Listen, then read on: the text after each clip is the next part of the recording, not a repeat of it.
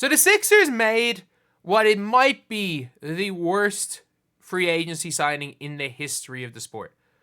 Paul George has been, not only has he been hurt more often than not this season, Paul George has also been terrible when on the floor.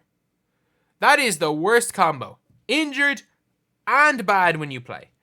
Like, I can't believe we're looking at a situation where, like, PG is simultaneously injured and shocking when he's on the floor.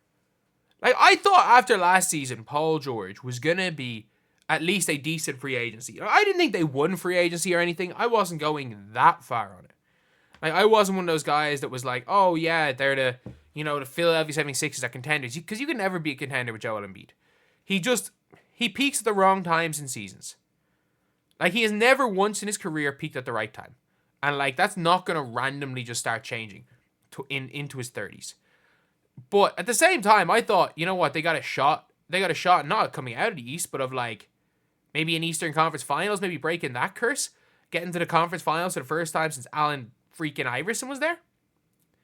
Like, they had a shot at that. But now, it's done. Like, the process is over. This one free agency decision. And, like, regardless of whatever Joel Embiid is, you had to sign Joel Embiid.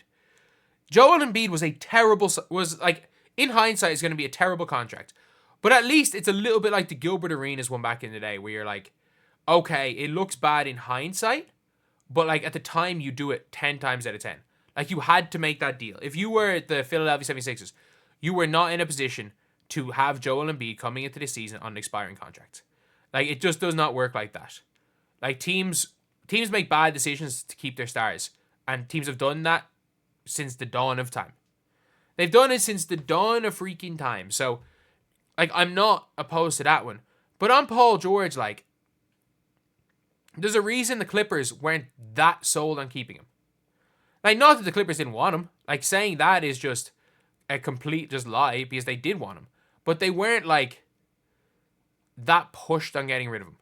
There's a reason why some of his former teammates, literally said addition by subtraction.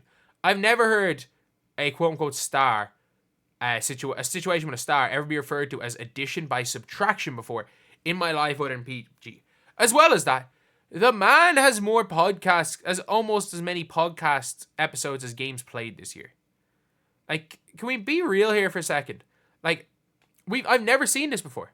I've never seen a man with as many podcast episodes as games played earn a max deal. Like, he's on a max.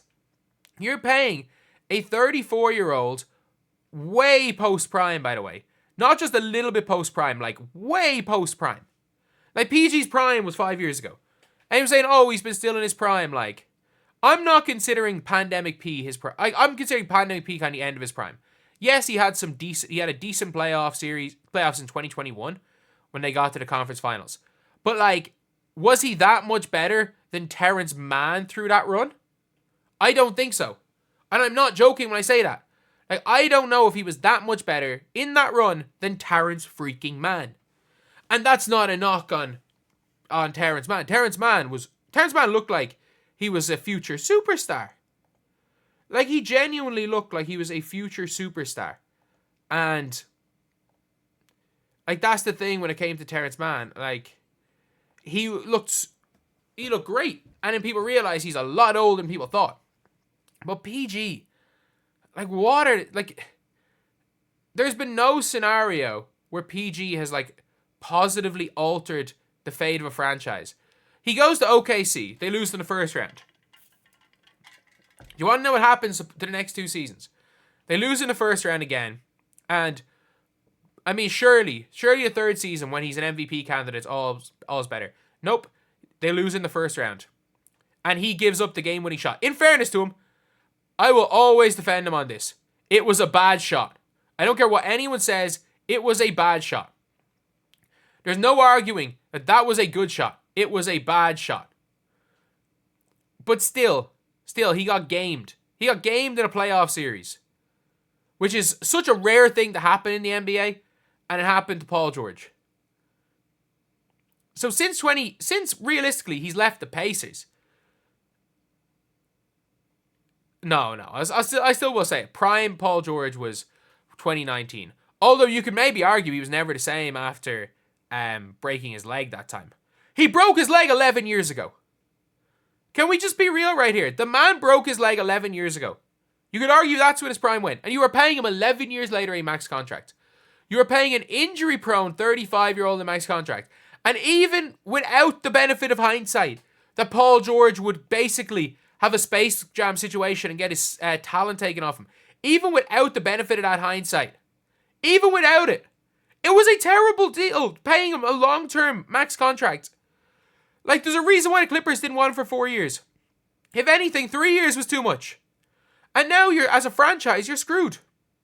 You've got nothing. You've got Tyrese Maxey and Jared McCain, who both play the same position.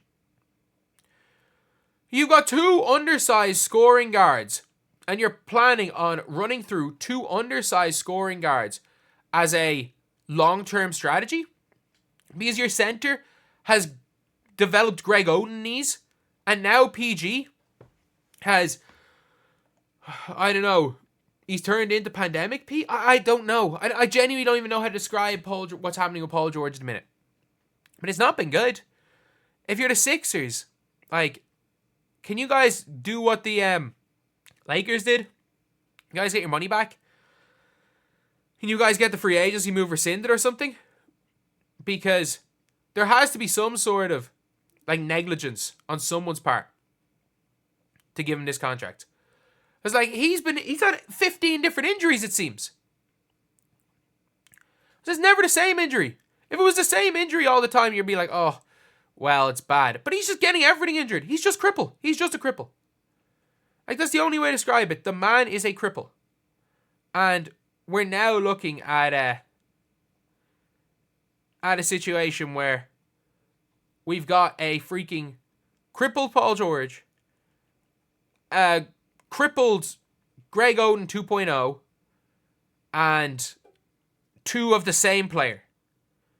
Like, I don't know how many teams are in a worse position than the Philadelphia 76ers are in right now. Like, I really don't. They're screwed. They are absolutely screwed. And I don't envy Philadelphia fans. I don't envy you guys. Like, really, I don't. Because you guys are some of the best fans in all of sports. Like, I wish, as a Miami Heat fan, who is not based in Miami, I wish that, you could get the Miami Heat team to Philadelphia. I wish Philadelphia had, like, Pat Riley. If those fans had a team with the grit and grind of the Miami Heat. I wish you guys had a team that suits the fan base. I wish you guys didn't have to deal with the process, and then with Simmons, and then with everything, and all the crap you've had to deal with the last decade. But the truth is, you're screwed. It's over. It's over. Like, let's not be out here trying to say that, something could happen, or we could be contenders, or just wait till Embiid's healthy, because Embiid's not going to get healthy. Just wait till Paul George is at his best. Paul George is done. Tyrese Maxey can carry us. No, he can't. Wait till Jared McCain hits his peak. Then what? You've got two Tyrese Maxeys. That's not going to do anything. You're screwed. It's over. Philly fans, just accept it. It's over. It's done. There's nothing you can do about it. And I hate to be the bearer of bad news, but it's over. It's over. It's over. I know, obviously, you don't want to hear it, but it's over. Paul George has closed the window on the Philadelphia 76ers. PG has completely closed that window. So, yeah, that is the video. I do want to apologize to Sixers fans, but yeah, that's it. See you guys.